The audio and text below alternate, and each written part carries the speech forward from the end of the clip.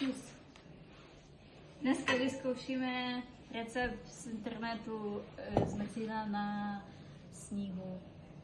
Budete potřebovat smetanu ke šlehání, moučkový cukor, hrneček, můžete si ho krádnout u dítěti a lentilky na zdobení.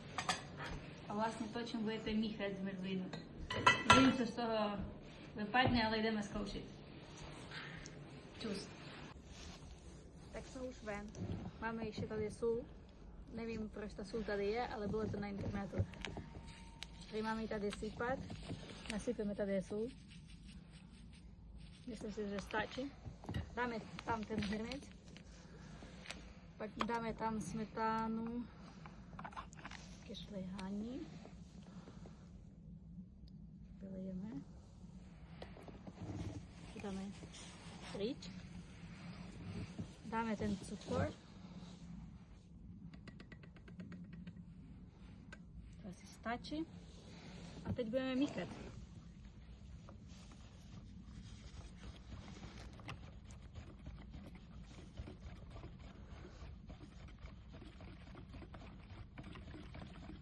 Tak uvidíme, co bude za pár vteřin. Já už nemůžem tady stát. Už mám kolik míst? Jedno, druhé, protože tady je málo sníhu. Třetí a čtvrté. A tady vlastně máme zmrzlinu. A koukejte na to. Ukáž to. Vidíte, koukej. Už je to trošku stuhnuté. A pokračujeme dál v míchání a uvidíme, co z toho bude. Tak počkejte ještě trošku. Lidi, my máme hotovou zmrzlinu. Já vám to ukážu. Já mám vstatené ruky, jak... Koukejte. Mňam.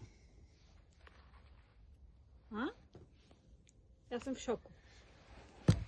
Ale zima šílená. Teď dáme tam lentilky.